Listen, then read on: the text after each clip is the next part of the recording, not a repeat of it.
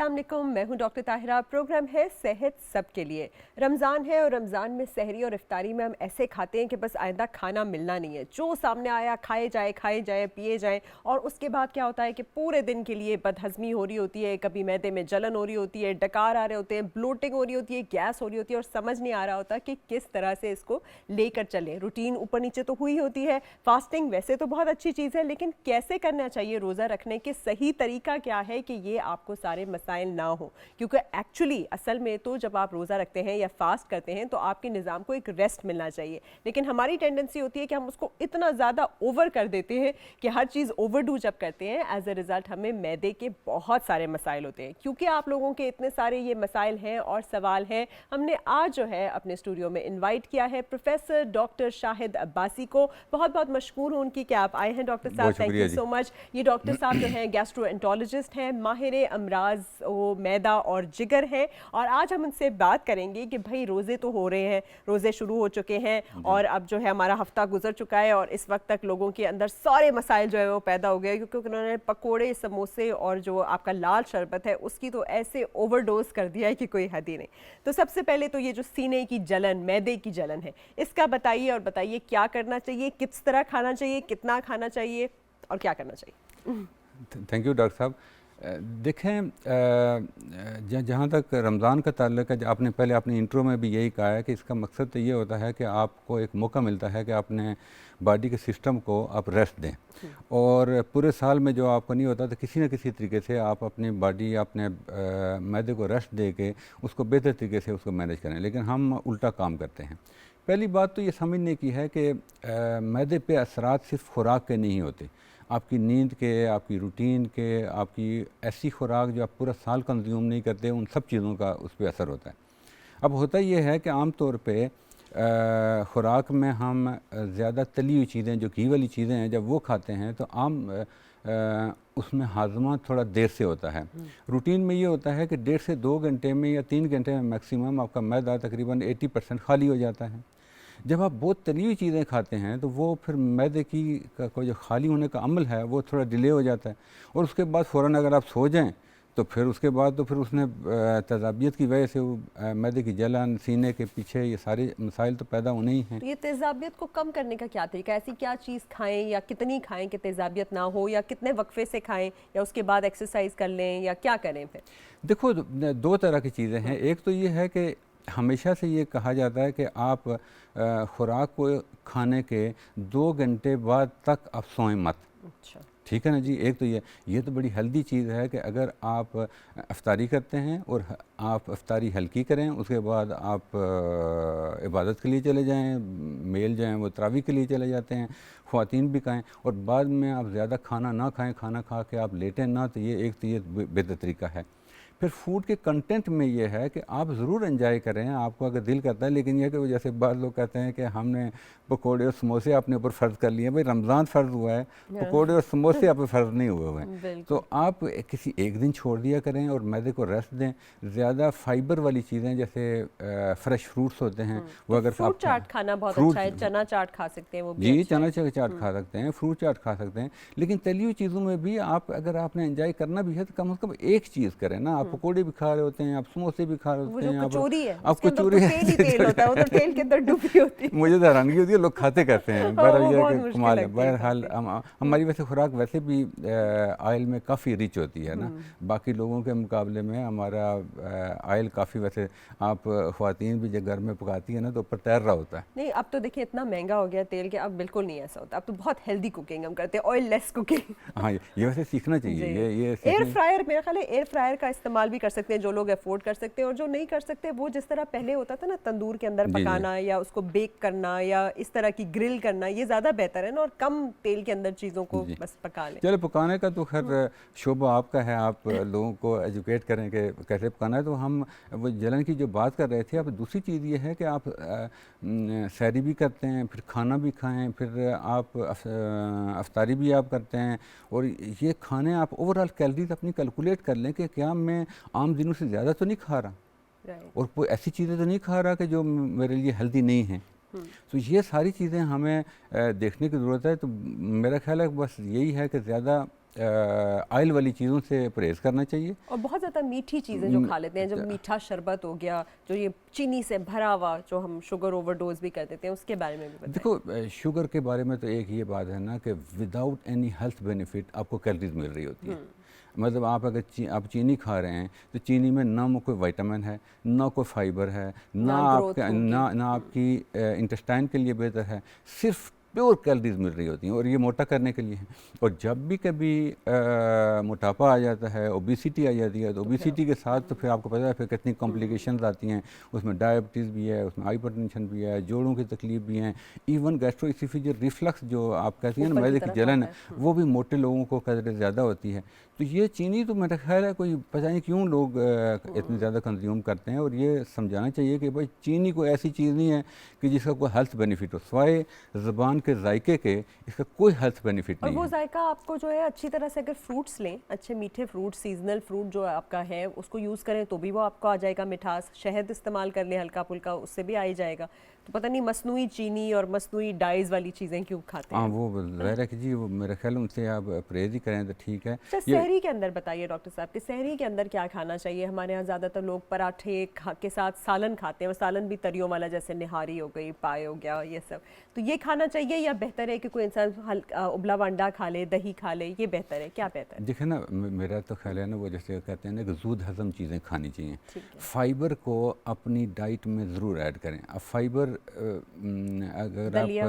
नहीं आप दलिया खा सकते हैं, आप रोटी भी इस तरीके से खाएं कि बहुत ज़्यादा उसमें चिकनाई वगैरह ना हो, ना ये पराठे वगैरह ना हो। पराठे में हमारा कंसेप्ट ये है कि चूँकि गैस्ट्रिक एम्पटिंग, जैसे मैंने आपसे कहा था कि वो बेल मैदे में से मैदा खाली देर से होता है जब पराठे खा रहे होते हैं, उससे भूख कम लगती है। और आखिर में पहले सालन के साथ खाते हैं, फिर चाय के साथ खाते हैं, फिर आखिर दम तक आप खाते रहें, तो ज़्यादा पेट भरने से आपको कोई ख़ास चीज़ मिलती नहीं है। मेरा ख़्याल है जैसे आपने ख़ुद भी एक सजेस्ट ही किया है कि आप दही खाएं, जी। आप सादा रोटी आप खा सकते हैं, और बाद लोग तो सहरी में भी चावल और कुछ सादा चीज़ें खा सकते हैं। तो यही है कि अपनी खुराक जैसे आपको करता है, लेकिन यह कि आपने अवॉइड करना है बहुत हैवी चीज़ें, जो बहुत सालन जिसमें घी ज़्यादा होता है या पराठे वगैरह होते हैं, ऐसी चीज़ों से अवॉइड करें तो मेरा ख्याल है आपका दिन भी अच्छा गुजरेगा और आपकी सेहत भी ठीक रहेगी। और लॉन्ग टर्म 1 महीने के बाद आपका वज़न भी ज़्यादा नहीं होगा, वरना पराठे खा बहुत खा के तो ज़्यादा। महीने बाद पता लगेगा 5 किलो आपका वज़न और बिल्कुल। बढ़ गया। अच्छा, मुझे बताएं, जो लोग दवाइयाँ लेते हैं, जो प्रोटॉन पंप इनहिबिटर दिए डॉक्टर देते हैं कि भाई आप ले लें, इससे आधा घंटा पहले नाश्ते से लिया करें ताकि बाकी दवाइयाँ जो है वो दिन में ले सकें, उनको जो भी प्रॉब्लम होता है, तो वो सहरी के वक्त लिया करें या इफ्तार के वक्त लिया करें, जो लोग ऑलरेडी ले रहे होते हैं अपनी दवा? क्योंकि बहुत सारे लोग अपनी दवा छोड़ देते हैं, जिसकी वजह से फिर उनको बहुत सारे मसाइल भी होते हैं। देखिए दवाएँ 2 तरह की चीज़ें हैं। एक तो ये है कि दवाएँ बज़ात खुद बहुत सारी प्रॉब्लम पैदा करते हैं। जो बहुत ज़्यादा जो वक़्फ़ा या जो चेंज करनी पड़ती है वो होती है डायबिटीज़ की ड्रग्स में। ठीक है। क्योंकि डायबिटीज़ की ड्रग्स में रमज़ान में आपको कुछ चेंजेस करनी पड़ती हैं। अगर इंसुलिन है तो जो सुबह इंसुलिन लगाते हैं वो आप शाम को लगाते हैं, ठीक और है। जो शाम को इंसुलिन जितनी आप लगा रहे होते हैं उसकी हाफ़ डोज़ आप सुबह के टाइम लगाएँ ताकि दिन को हाइपोग्लाइसीमिया ना हो। इसी तरीके से उसके साथ को मोटी गोलियां जो डायबिटीज़ की, जिसमें ग्लूकोफेज और इस तरह की चीज़ें होती हैं ना, उनके साथ भी कुछ प्रॉब्लम पैदा होते हैं, तो वो तो आपको चेंज करना पड़ता है कि खाने के बाद आप खाएं। अब प्रोटॉन पंप इनहिबिटर के बारे में ये है कि पहली बात तो ये है कि ये बिला वजह लेनी नहीं चाहिए। अगर आप लाइफस्टाइल या डाइटरी मॉडिफिकेशन कर सकें और कम खाना खाएं तो पहले आप कुछ ज़िम्मेदारी आप खुद भी तो अपने ऊपर रिस्ट्रिक्शन लगाएं ना। ठीक। आपने सारे के सारे काम जो है दवाइयों से लेने, दवाइयों ये से तो ना लेने। करें ना कुछ। आप खाना आप कम खाएंगे तो गैस्ट्रोइसोफेजियल रिफ्लक्स और ये चीज़ें आपको वैसे भी कम होंगी। बाकी जहाँ तक आप शाम को भी ले सकते हैं, आप सुबह भी ले सकते हैं। ये डिपेंड करता है कि आपको सिम्पटम किस वक्त ज़्यादा होते हैं।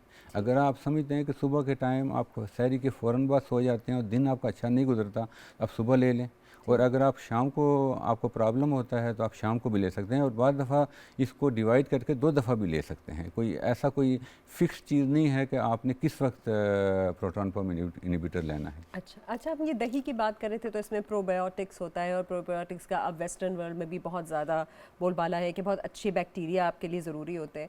तो ये बताइए कि ये जो प्रोबायोटिक का कॉन्सेप्ट है, ये कितना हेल्दी है और कितना हमें लेना चाहिए, या उसको वायल्स की सूरत में लेना चाहिए, या फिर दही वगैरह ही जो नेचुरल सोर्सेज है वो ठीक है?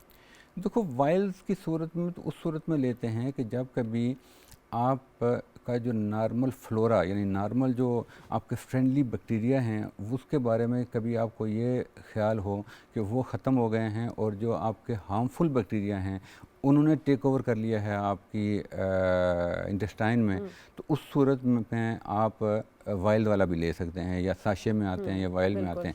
ये उसी सूरत में, ये उस सूरत में होता है कि जब आप कभी किसी बीमारी में से गुजरे हों, उस बीमारी के दौरान आपने कोई एंटीबायोटिक्स ली हों या कुछ और इस तरह की चीज़ें हों जिसकी वजह से आपके जो फ्रेंडली बैक्टीरिया हैं वो भी ख़त्म हो गए, हार्मफुल बैक्टीरिया के साथ फ्रेंडली बैक्टीरिया भी ख़त्म हो गए, और कुछ ऐसी चीज़ें जो हार्मफुल हैं वो आपकी इंटेस्टाइन में आ गई हैं। उस सूरत में आप साशे में या जो एम्पूल्स वगैरह आते हैं वो भी आप यूज़ कर सकते हैं, लेकिन रूटीन में दही से बेहतर कोई प्रोबायोटिक नहीं अच्छा, है। अब रमज़ान में भी और बहुत सारे लोगों को हमारे यहाँ कब्ज़ का मसला होता है, कब्ज़ या कॉन्स्टिपेशन की वजह से उनके स्किन के ऊपर ब्रेकआउट्स भी हो रहे होते हैं, सर में दर्द भी हो रहा होता है, बेशुमार और मसले होते हैं, ब्लोटिंग हो रही होती है, पेट फूल सा रहा होता है।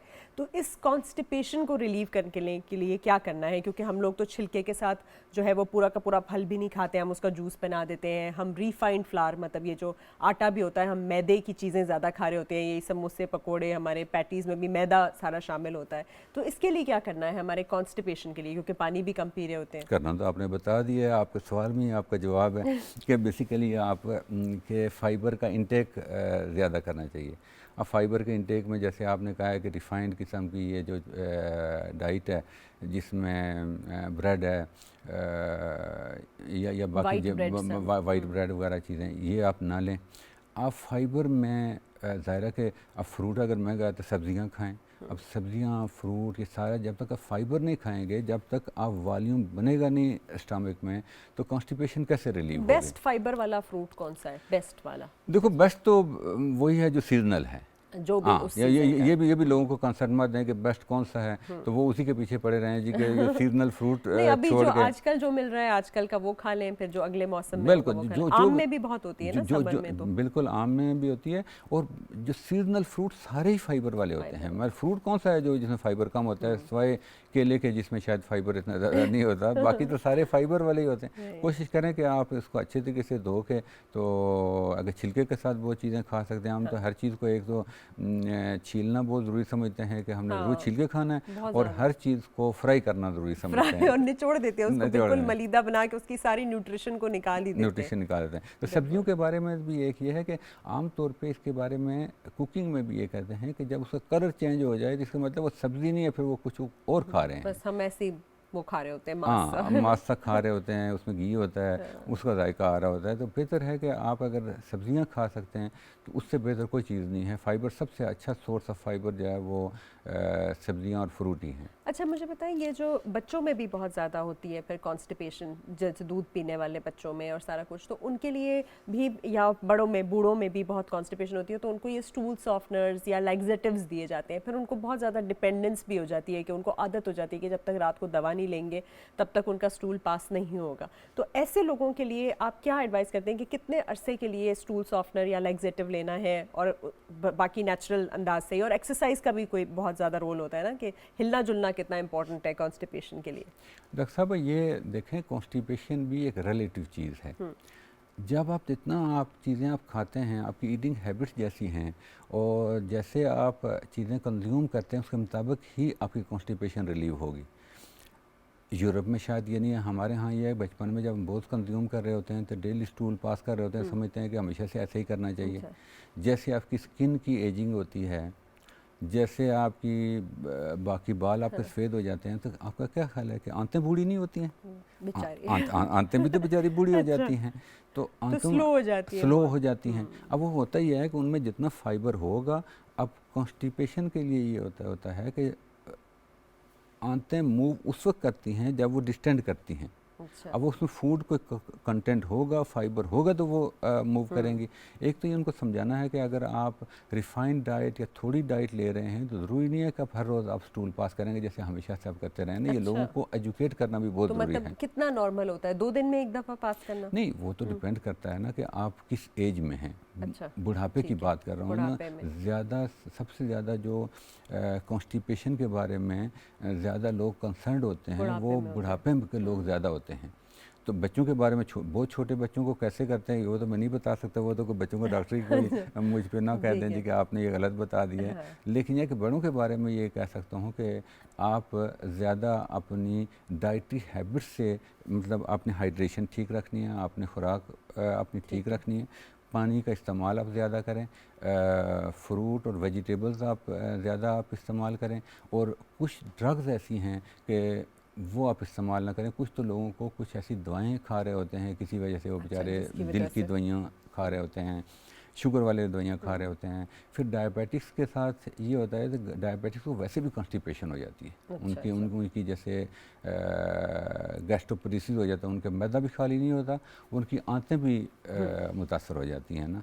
तो उन सब के लिए फिर यही है कि मेरा ख्याल है इसको एक जनरल तो हम कुछ नहीं कह सकते, इंडिविजुअलाइज ही कर सकते हैं कि उसका इंटरव्यू करके उस बंदे को कि उसकी फीडिंग हैबिट्स कैसी हैं, वो खाना कैसे खाता है, उसकी दवाइयाँ तो ऐसी कोई नहीं खा रहा बहुत जिसकी सारे वजह से लोगों का कॉन्स्टिपेशन होती स्मोकिंग है। से भी तो ताल्लुक होता है उनके रिफ्लेक्स का, क्योंकि पैरासिम्पैथेटिक रिफ्लेक्स उनका स्मोकिंग से ही होता है, तो वो जब तक स्मोक ना करें तब तक वो वॉशरूम नहीं जा सकते।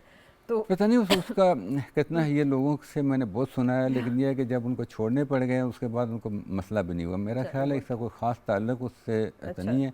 ये कोई वैसे एक ट्रिगर एक साइकोलॉजिकल तो हो सकता है, लेकिन यह कि रिलैक्स होते हाँ होंगे रिलैक्स स्मोकिंग होते से। होंगे, कुछ और चीज़ है। लेकिन यह है कि मैंने बड़ा इसके ऊपर सर्च किया, मैंने तो कोई कहीं ऐसी चीज़ नहीं मिली कि कोई निकोटीन लेने से आपके बाउल मूवमेंट्स जो हैं वो ज़्यादा एफिशिएंट हो जाएंगी और बहुत अच्छे आप तो आप रमज़ान को एक बनेंगे। हैबिट बना लें कि आप छोड़ ही रहे हैं जब सिगरेट, तो इजी है आपको बाद में कि आप छोड़ ही दें इसको, ताकि आपकी डिपेंडेंस खत्म हो जाए। और नहीं, सिगरेट के बारे में तो अक्सर कहें हम कम करेंगे, तो कम करते करते छोड़ता तो कोई भी नहीं है, पर नीयत ठीक हो तो फिर छोड़ता चलिए छूट ही जाएगा इंशाल्लाह, अगर well begun is half done, आप एटलीस्ट शुरू डन है। तो उन्होंने कर दिया। अच्छा डॉक्टर साहब, जो दूसरी बहुत कॉमन चीज़ है वो गैस की, क्योंकि एक तो हम इस तरह की चीज़ें खा लेते हैं जैसे चने वगैरह खा लिए, चना चाट भी खा ली, उसके बाद बहुत ज़्यादा गैस हो जाती है, फिर पूरा दिन इंसान को गैस या फ्लैटुलेंस पास करनी पड़ती है, कुछ लोगों को बहुत तकलीफ भी होने लगती है, बहुत ज़्यादा पेट सख्त और ब्लोट हो जाता है। तो ये जो गैस के लिए क्या कौन सी चीज़ें हैं जो आपने करनी है और कौन सी नहीं करनी, गैस को अवॉइड करने के लिए, देखो ओवर गैस? देखो गैस दो तरह की चीज़ें होती हैं। एक तो मैं आपको बताऊँ जो गैस का बेसिक कंसेप्ट है, वो लोग कहते हैं जी कि गैस है, मुझे ये गैस दिमाग पे भी चढ़ जाती है, मेरी हड्डियों रिया में भी कहते चली हैं, जाती है, हाँ, सारा कुछ है। ये रिया। गैस बिल्कुल मुख्तलिफ है। हाँ। ये तो एक साइकेट्रिक मैनिफेस्टेशन है, अच्छा। ठीक है ना। हाँ, हाँ। ये गैस है। एक कॉलर आ गए हैं, चलिए शुक्र है, चले मुझे लगता है लोग उठ ही गए हैं चले फाइनली। जी अस्सलाम वालेकुम।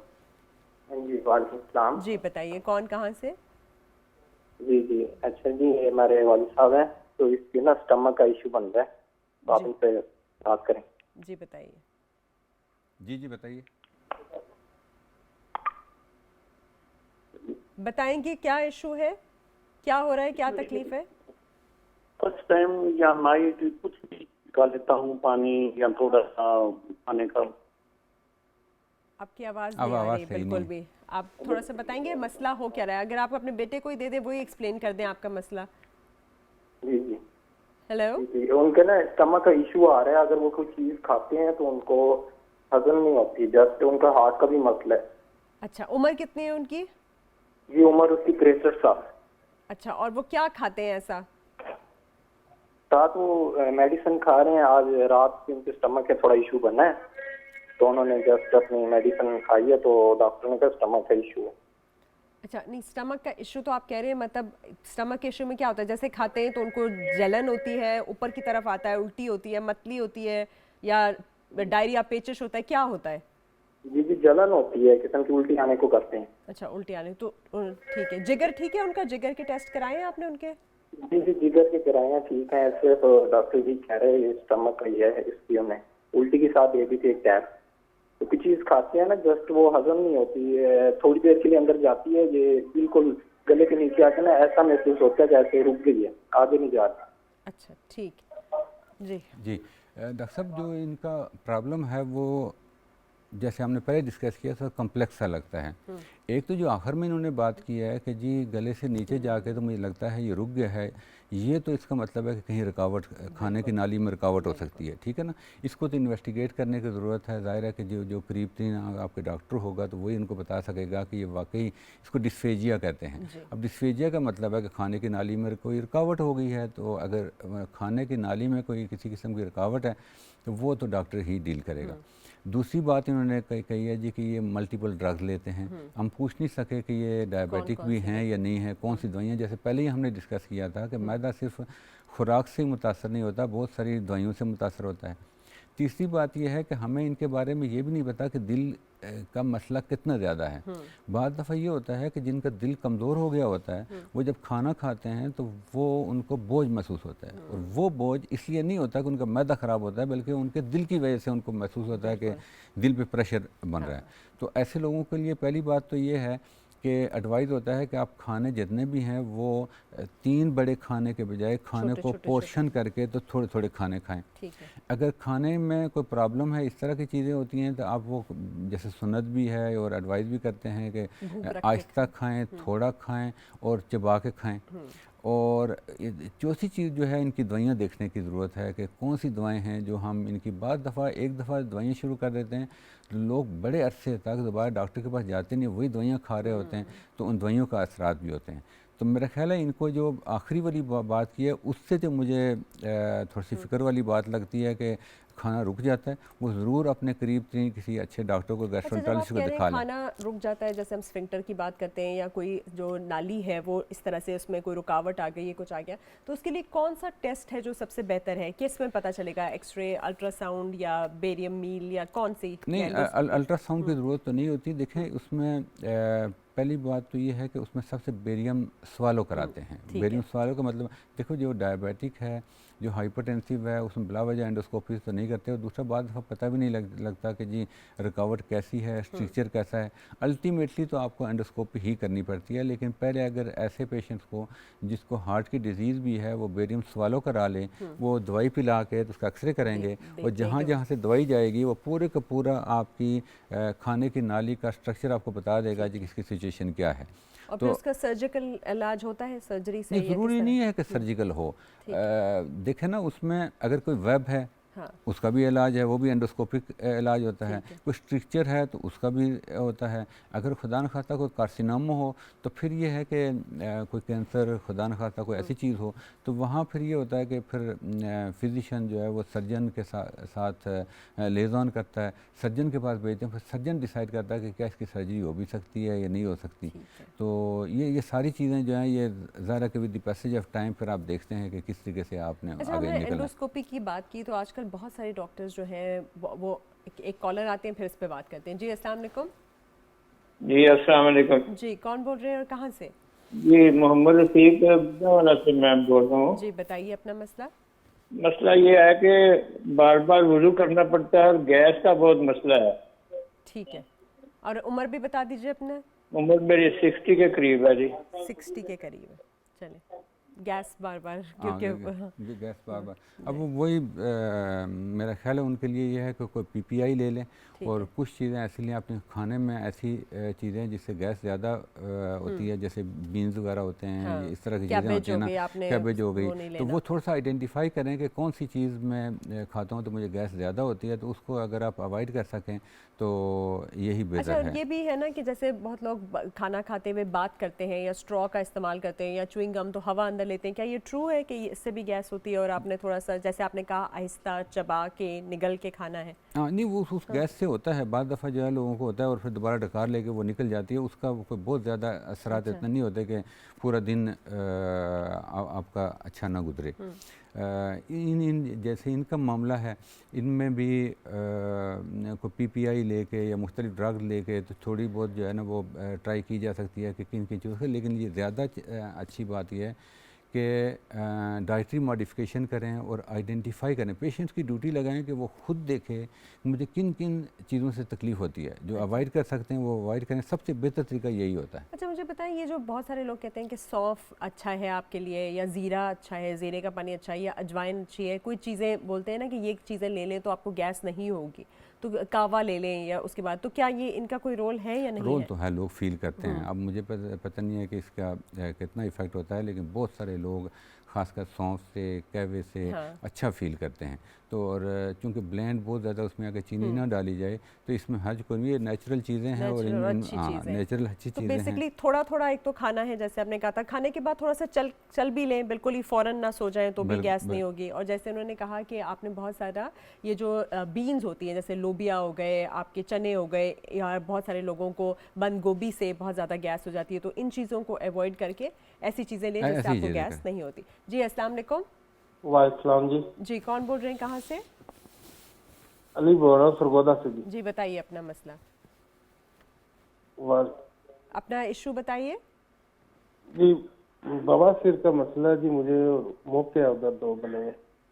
बवासीर और मौके। अच्छा बता जी, हाँ जी, ये और वो सूजन भी हो जाती है। ठीक अच्छा, है, अपनी उम्र भी बता दीजिए।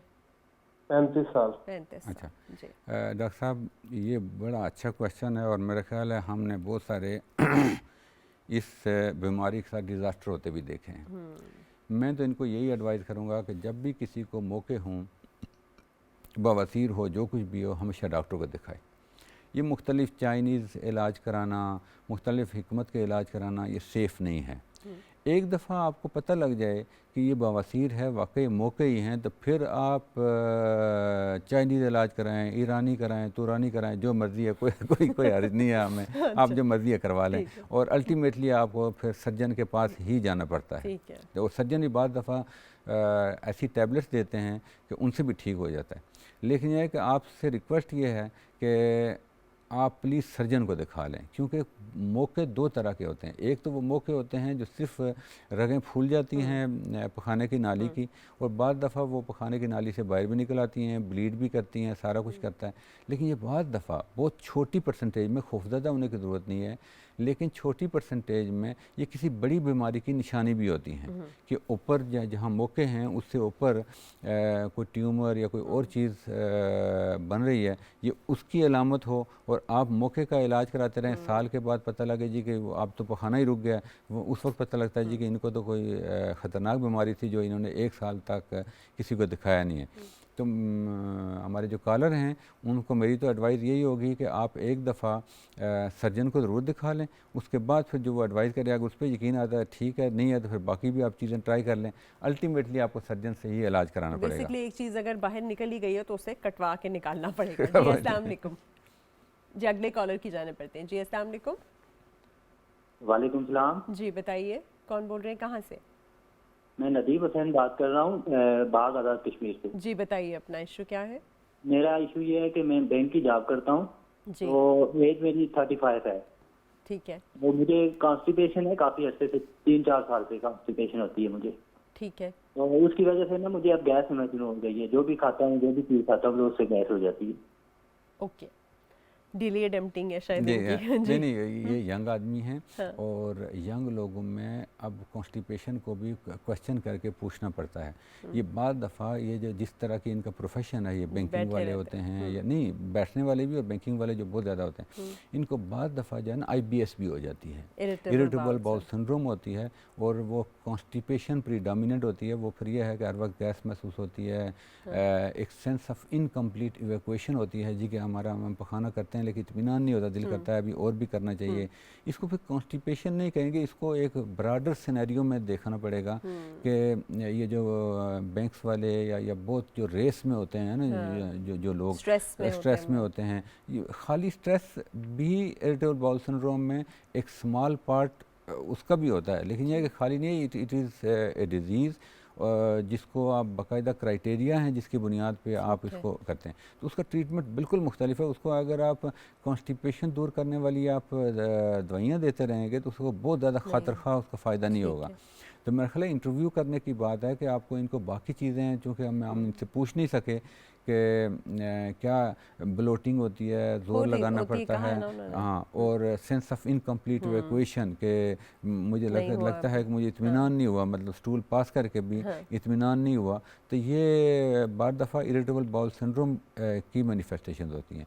अदरवाइज़ यंग लोगों में तो फिर वो हम बैक टू बेसिक्स कि अपनी खाने की हैबिट्स को देखें और देखें कि कौन सी चीज़ें जो हैं वो अपनी ये खुराक से आप इरिटेबल निकाल बाउल सकते हैं। सिंड्रोम का थोड़ी सी रिलैक्सेशन टेक्निक से भी फ़ायदा होता है, जैसे मेडिटेशन, एक्सरसाइज, योगा, क्योंकि it is related to your mind as well. नहीं, डेफिनेटली होता है, क्योंकि उसमें देखो ये मल्टी फैक्टोरियल है, ये कोई एक चीज़ नहीं है कि इसकी वजह से है, ज़ाहिर है एक स्ट्रेस की वजह से भी होता है। जी अस्सलाम वालेकुम। वालेकुम सलाम सर, मेरे को मैदे का तकलीफ है। जी, क्या तकलीफ है आपको बताएंगे? मैदे पे सोजी और खाना वगैरह हजम नहीं होता, नीचे नहीं होता, और एच पालोरी की मैंने कोर्स भी करवाई है। अच्छा, एच पाइलोरी का कोर्स भी कराया। उम्र बता दीजिए। उम्र मेरी 20 साल है। 20 साल में खाली 20 अब साल। 20 साल में एक तो ये है कि एक एच पाइलोरी भी एक नया काम खुल गया ना। अब मसला ये है कि बहुत सारे मुल्कों में, मतलब यूरोप में अराउंड 13% लोगों को एच पाइलोरी पॉजिटिव होता है। अफ्रीका के बहुत सारे मुल्क हैं जिसमें 90% को एच पाइलोरी पॉजिटिव होता है, और हमारे यहाँ भी शायद इतना ही होगा, 70-80% लोगों को एच पाइलोरी होगा, क्योंकि ये फीको ओरल रूट से गंदे पानी से होता है, या फिर यह है कि सलाइवा से या ह्यूमन टू ह्यूमन इसकी ट्रांसमिशन होती है। तो हर बंदे को फिर एच पाइलोरी के, चूँकि इन्होंने क्वेश्चन कर दिया है, तो एच पाइलोरी लेके तो ना, तो लोग आके पहले ही कहते हैं जी कि डॉक्टर साहब मैं आया हूँ, मुझे एच पाइलोरी है। तो एच पाइलोरी प्रेजेंट होना और वो भी ब्लड के टेस्ट से पॉजिटिव होने से कतन ये मसला नहीं होता कि आपको एच पाइलोरी वाली डिजीज़ भी है। ठीक है ना। तो एच पाइलोरी का इरेडिकेशन तो उन्होंने कर दिया है। अब इरेडिकेशन होती है नहीं होती है, किस डॉक्टर ने की है, कितनी सक्सेसफुल होती है, ये तो देखने वाली चीज़ है कि वाकई कोई इंडिकेशन थी भी या नहीं, क्योंकि ब्लड के टेस्ट से एच पाइलोरी का ट्रीटमेंट नहीं करना चाहिए। तो दूसरी चीज़ तो उन्होंने जो खाने पीने की कही है, वो ज़ाहिर है कि अगर हैबिट्स वगैरह ये बाकी चीज़ें अगर उनकी सारी ठीक हैं तो उनको को PPI वगैरह कुछ अरसे के लिए ले लें, और अगर वाकई कोई होता है तो पहले एंडोस्कोपी करा के भी देखा जा सकता है कि कोई और वजह तो नहीं है कि जिसकी वजह से। उसमें दो फ़ायदे हो जाएंगे, एक तो ये है कि आपको पता लग जाएगा कि जी इशू क्या है, और दूसरा ये है कि उसमें बायोप्सी लेंगे तो एच पाइलोरी का ही पता लग सकता है कि एच पाइलोरी वाकई डिजीज़ के तौर पर था या सिंपल आपने बुला वजह किया। ब्लड टेस्ट से नहीं पता चलता तो क्या? अच्छा चले कॉलर पहले ले लेते हैं। जी अस्सलाम वालेकुम। वालेकुम सलाम। जी, कौन बोल रहे हैं, कहाँ से? मैं हाजी मंजूर बोल रहा हूँ इस्लामाबाद से। जी बताइए, क्या इशू है आपका? मेरा इशू ये है कि मुझे ऐसी गैस हो जाती है कि रोटी खाऊं या ना खाऊं तो गला जो है ना वो बंद हो जाता है। ऐसे बंद होता है जैसे मुझे सांस लेना भी मुश्किल हो जाता है। तो जब तक मैदे की दवाई ना लूं अब तक वो ठीक नहीं होता। एज कितनी है? उम्र कितनी है आपकी? मेरी उम्र 71 साल है। 70 साल। हाँ, 70 साल की उम्र में ज़ाहिर है कि उस जी सुनिए आप फिर। जी हाँ, थैंक यू। पहले भी हमने बात की थी, 70 साल की उम्र में गैस्ट्रिक एम्पटिंग की भी डिलेड हो जाती है, बाकी चीज़ें भी हो जाती हैं। अब ज़ाहिर है कि इनको कोई ना कोई इंटरव्यू करके या जो कुछ भी है डॉक्टर करके, तो इनको कोई माइल्ड सी कोई ऐसी दें जिससे इनको रिफ्लक्स इनको ना हो। तो उसके लिए कोई स्मॉल डोज ऑफ PPI, कोई भी कैप्सूल, राइजर का कैप्सूल है या मुख्तलिफ नामों से जो PPI आते हैं वो इनको दिए जा सकते हैं। अगर इनका हीमोग्लोबिन कम नहीं है या कोई और कोई वज़न का एक बात यहाँ बताना बहुत ज़रूरी है कि जब भी कभी कोई गैस वगैरह होती है या कोई और चीज़ होती है तो प्लीज़ एक चीज़ नोट करें कि अगर मैदे की तकलीफ़ या गैस की तकलीफ़ के साथ आपका वज़न कम हो रहा हो, आप में खून की कमी हो रही हो, आपको कभी काले पखाने आए हों, या आपको हर वक्त आपकी भूख ख़त्म हो रही हो, तो वो चीज़ें होती हैं, उनको रेड फ्लैग साइन करते हैं। इनको आपने सीरियस लेना है। बाकी जितनी चीज़ें भी हैं उसमें आप टोटके भी कर सकते हैं, उसमें आप मुख्तलिफ दवाइयाँ भी इस्तेमाल कर सकते हैं, सारी चीज़ें। लेकिन अगर इनमें से कोई चीज़ आ जाती है तो उसको ज़रूर इन्वेस्टिगेट करा लेना चाहिए। तो इनके साथ भी जिस तरह की 70 साल की उम्र में जिस तरीके से ब्लोटिंग होती है, एक तो यह है कि खाने की मिकदार उनको कहें कि थोड़ी सी यही एडवाइस होगी कि खाना थोड़ा खाएं, ज़्यादा दूध हज़म खाएं, और अगर उसके साथ नहीं होता तो साथ एक आध कोई आप इनहिबिटर ले सकते हैं, कोई आज़मे के लिए जो रूटीन में जो ओमेप्राज़ोल की कोई भी प्रिपरेशन हो वो आप ले सकते हैं। तो उम्मीद है इससे बेहतर हो जाएंगे। ठीक है, एक और कॉलर। जी अस्सलाम वालेकुम। जी वालेकुम सलाम। जी बताइए। जी डॉक्टर साहब से बात करनी, मेरी वाइफ को अपना गैस का मसला। वालेकुम सलाम जी। वालेकुम सलाम। आप अपना टीवी बंद करके बात करें या आहिस्ता करते हैं उसकी आवाज़? मेरी वाइफ को अपना गैस का नहीं, अब आप सवाल कीजिए। वो उन्होंने लगा दिया है। दाखिलो करना। जी डॉक्टर साहब, अस्सलाम वालेकुम। वालेकुम सलाम। ये मेरी वाइफ है, इसको जरा मैदे का मसला है, खाना पीना कोई भी खाते खाना तो गैस मैदे में पैदा हो जाता है। उम्र कितनी है आपकी वाइफ की? मैदे का मसला है, खाना पीना। अच्छा, आप प्लीज अपना टीवी बंद कर दीजिए क्योंकि रिपीट हो रहा है। Repeat हो लेकिन रहा है। बेसिकली वही मसला है वही जो आप मसला बता है, रहे थे जवाब भी पहले मेरा भी। ख्याल है उसी तरीके जी। वो वही है कि आपको जो है ना डिटेल में अपनी चीज़ें हैं कि आप लाइफस्टाइल और डाइटरी मॉडिफिकेशन करके आप देख लें। ये कोई ऐसी चीज़ नहीं होती कि गैस, अब आप गैस का भी बार बार जो हम बात कर रहे हैं कि क्या गैस खाद भी होती है या गैस फील होती है। बाद लोग कहते हैं जी हमें गैस है और दिमाग पर चढ़ जाती है, तो इसका मतलब ये है कि इसका मैदे से ज़्यादा दिमाग से ताल्लुक़ है। कल हमारे पास एक बंदा है, उन्होंने कहा जी कि मैं जिस्म के किसी हिस्से में भी हाथ लगाता हूँ तो इतनी गैस है, तो वो डकार आते हैं, इसका मतलब गैस है। अब ये कोई ऐसी गैस नहीं है कि जिस्म के किसी हिस्से को भी दबाएं तो आपको डकार आए तो ये कोई गैस की अलामत है। ये आपको बाद दफ़ा डॉक्टर के पास मेडिकल स्पेशलिस्ट ही आपका ख्याल करता है, और बाद दफ़ा आपको माहिर नफ्सियात के पास भी जाना पड़ता है कि वो देखें कि अंडरलाइंग वजह क्या है। क्योंकि मैदा खाली खुराक से ही नहीं, जैसे हमने पहले बात की है ना कि मैदा खाली खुराक से मुतासर नहीं होता, वो आपकी नींद से भी मुतासर होता है, डिप्रेशन से भी मुतासर होता है, अच्छा, एंग्जाइटी ये से मुतासर मैदे होता के है। मसाइल से बहुत सारे लोगों को डरावनी ख्वाब भी आते हैं, जो कहते हैं ना कि डरावनी ख्वाब भी मैदे से कनेक्टेड होते हैं, तो इसका भी है ताल्लुक? वो ख़ास तो उससे नहीं है डरावने। देखें मेरा तो ख्याल ये है कि बाद लोग कहते हैं ना, हमारे पास आते हैं, उन्होंने कहा जी मुझे गुस्सा आता है इसलिए कि मेरा ब्लड प्रेशर ज़्यादा है, तो मैं उनको बताता हूँ भाई ये ब्लड प्रेशर से गुस्सा नहीं आता, गुस्से से ब्लड प्रेशर ऊपर जाता है। तो ये मुझे सर्कल है। ठीक एक है। और कॉलर। जी अस्सलाम वालेकुम। वालेकुम सलाम। जी बताइए, कौन मैं कहाँ से? सरफराबादी बालाघाट किस्मत से बात कर रहा हूँ। जी बताइए। तो मेरा ये मसला ये है कि ये खुराक की नाली है, जी। तो जब मैं खाना खा लेता हूँ तो इसमें एकदम से जो है ना ऐसे जाम हो जाती है, जैसे कोई नाला अटक गया या कुछ पानी पीने से कुछ अफाका हो जाता है, फिर थोड़ी देर के बाद यही परेशानी फिर लाक हो जाती है। ठीक है। उम्र कितनी है आपकी? मेरी उम्र 40 साल। 26 साल? 40 साल। और आप स्मोकर तो नहीं है या नस्वार वगैरह का इस्तेमाल तो नहीं करते? नहीं, किसी किस्म का कोई नहीं है। अच्छा, यही इनका मसला ज़ाहिर है कि खाने की नाली का मसला है। अब खाने की नस्ली जो खाने का जो मसला है ना, ख़ासकर खाने की नाली का जो मसला है, उसके लिए ख़ास बात यह है कि बाद दफ़ा तो आप कहते हैं जी खुराक से आप उसको ठीक करें, तो बाद दफ़ा बिल्कुल जेन्युइन मसला होता है। जेन्युइन मसला ये है कि उन लोगों को हर्नियाज़ होते हैं, हाइटिस हर्निया होते हैं। हाइटिस हर्निया का मतलब ये है कि जो खाने की नाली जहाँ मैदे के साथ मिलती है, रूटीन में वो बंद रहती है, जब खाना उसमें से गुजरता है उसी वक्त खुलती है। और लेकिन यह है कि बाद लोगों के साथ प्रॉब्लम यह होता है कि जो मैदे की जो मुंह होता है उसका और खाने की नाली जहाँ ख़त्म होती है वो हर वक्त खुला रहता है। जब वो खुला रहता है तो उसकी वजह से आपको रिफ्लक्स बहुत ज़्यादा होता है। इसको हाइटिस हर्निया कहते हैं, मेडिकल की लैंग्वेज में हाइटिस हर्निया होता है। इसकी फिर बहुत सारी अलामात हैं, फुलनेस भी हो सकती है, जलन भी हो सकती है। बाद दफ़ा तो यूँ लगता है जैसे खाना रुक भी गया है। तो अगर इनका मसला इतना शदीद है तो किसी गैस्ट्रोएंटरोलॉजिस्ट को ज़रूर दिखा लें कि खाने रुकने का अगर कोई अमल है तो वो आपकी एंडोस्कोपी करके या किसी और तरीके से आपको कोई दवाई दे सके। लेकिन यह है कि हमने अभी तक बहुत ज़्यादा फोकस किया, लोगों को ये बताया कि जी आप अपनी डाइट की हैबिट्स आप चेंज करें, आप खाने की करें, आप एक्सरसाइज करें। लेकिन बाद लोगों को जेन्युइन प्रॉब्लम होता है, ये खासकर गैस्ट्रोइसोफेजियल रिफ्लक्स का, उसके साथ हाइटिस हर्निया भी होता है। इनके लिए मेरी एडवाइस यही है कि आप दिखा लें, और अगर आपको जिस तरह का प्रॉब्लम लगता है तो आपकी एंडोस्कोपी करके तो वो आपको देख लेंगे जी कि कहीं आपको हाइटिस हर्निया तो नहीं है। ठीक है ना, ये चीज़ भी ध्यान रखें। अगले कॉलर की जानिब बढ़ते हैं। जी अस्सलाम वालेकुम। वालेकुम अस्सलाम। जी कौन बोल रहे हैं, कहाँ से? जवेद इकबाल बात कर रहा हूँ लैया से। जी बताइए आपका क्या इशू है? जब मैं खाना खाता हूँ तो मेरे ना सीने में बोझ सा रहता है और मैदे में बोझ सा रहता है। मैदे में क्या होता है? बोझ फील होता है। ठीक है, ओके। और आपकी उम्र कितनी है? 75?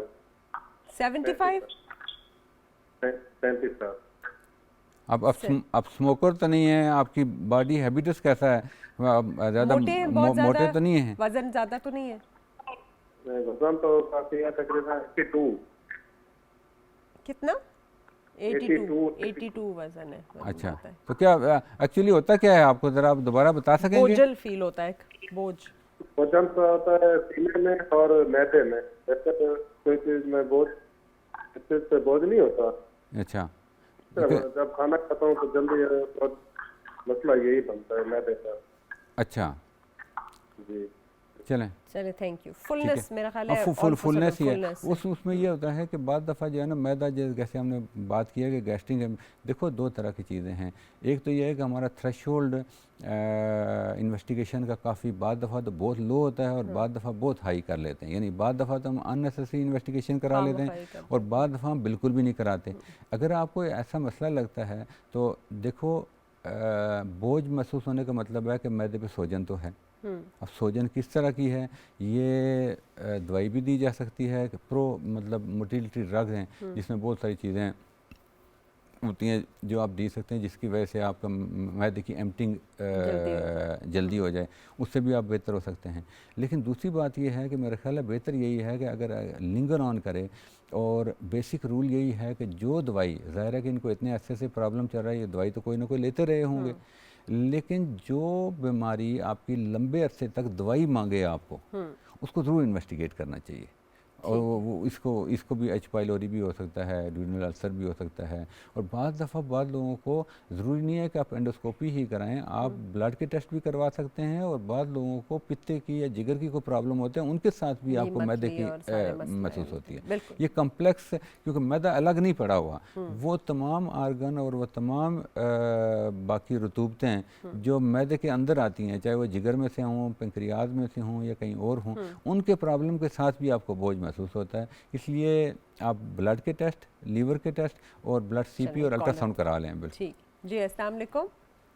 वालेकुम सलाम। सर मुझे मैदे का तकलीफ है और मैदे में जख्म भी है, एच पाइलोरी नाम से अल्सर है, वो उसका कोर्स भी मैंने करवाया। ओके, और आपकी उम्र कितनी है? मेरी उम्र 21 साल है। तो एच पाइलोरी का इलाज करा लिया आपने? करा लिया जी 14 दिन का कोर्स दिया उसने और मैंने खा लिया। 14 दिन का कोर्स भी कर लिया। 14 दिन का एच पाइलोरी का। वो एच पाइलोरी तो आपको पता है ना कि फिर बिकता है नाम, फिर एच पाइलोरी का कह रहे हैं मेरे अल्सर है, खुद बोल रहे हैं कि जख्म है। अब वो अल्सर पता नहीं फिर कैसे, एंडोस्कोपी पे अल्सर है या बाज़ दफ़ा डॉक्टर्स, हमारे डॉक्टर हजरात भी जिनको पता नहीं होता ना, तो लोगों को ज़ाहिर है कि शायद उनको समझ भी नहीं होती, उनको समझाने के लिए कहते हैं कि आपको अल्सर है, यानी खाली एच पाइलोरी करा के तो उनको ये कहते हैं कि इसने अल्सर पैदा कर दिया होगा, तो इसलिए आपको ये मसला है। तो अगर इनका एच पाइलोरी का ट्रीटमेंट हो गया, तो अब एच पाइलोरी इरेडिकेशन की भी ख़ास बात यह है कि एच पाइलोरी इरेडिकेशन भी 100% में नहीं होती। तो इसको इनको बेहतर है, अगर इनको इतनी प्रॉब्लम है तो इन्वेस्टिगेट करवा लें, और ताकि एच पाइलोरी का फिर यह है कि पहले 3 दवाइयाँ देते हैं और बाद दफ़ा 4 दवाइयाँ देनी पड़ती हैं। अगर एच पाइलोरी 1 महीने के बाद फिर भी पॉजिटिव है, एच पाइलोरी इरेडिकेशन के 4 से 6 हफ्ते के बाद फिर भी एच पाइलोरी स्टूल में या यूरिया ब्रेथ टेस्ट में पॉजिटिव है, तो इसका मतलब है वो इरेडिकेट नहीं हुआ। तो फिर यह है कि आपको 3 के बजाय 4 दवाइयाँ और थोड़ा सा लंबे अरसे के लिए 7 दिनों के बजाय 14 दिन या उससे भी लंबे अरसे के लिए दी जा सकती हैं। और आपने टेस्ट में ये बताया था पहले भी कि आपने कौन कौन से टेस्ट कराने हैं मैदे के लिए, पूरे बता दीजिए। मैदे के लिए बाकी रिलेटेड टेस्ट भी कराने पड़ते हैं ना। मतलब मैदा आमतौर पे आप लीवर के टेस्ट सारे। जरूर करवा लिया करें, क्योंकि लीवर की वजह से ही बाद दफ़ा आपको बोझ महसूस होता है। अल्ट्रासाउंड करवा लें कि बाद लोगों को जो गाल ब्लैडर में जो पित्ते में पत्थरी होती है उसके साथ भी उनको इसी तरह की जो है ना डिस्पेप्सिया सा फील होता है। फिर और जो टेस्ट हैं वो भी आप करवाए जा सकते हैं। बहुत बहुत शुक्रिया प्रोफेसर साहब, बहुत शुक्रिया डॉक्टर साहब का कि आपने आज हमें वक्त दिया। और जैसे कि आपने सबने सुना है कि यही है कि आपने अपना ही पेट समझ के खाना है, भूख का एक हिस्सा रख के खाना है, एक वक्त में ज़्यादा नहीं, थोड़ा थोड़ा करके खाना है, आहिस्ता से चबा के सोच के अच्छा आराम से निगलना है, अल्लाह का शुक्र अदा करना है, सबके साथ मिल बांट के खाइए, अपनी सोच को पॉजिटिव रखिए, अपनी हरकत भी जारी रखिए और इंशाल्लाह आपका रमज़ान भी बहुत अच्छा गुजरेगा और सारा कुछ, आपकी सेहत भी अच्छी रहेगी। इंशाल्लाह फिर मुलाकात होती है। इजाज़त दीजिए, अल्लाह।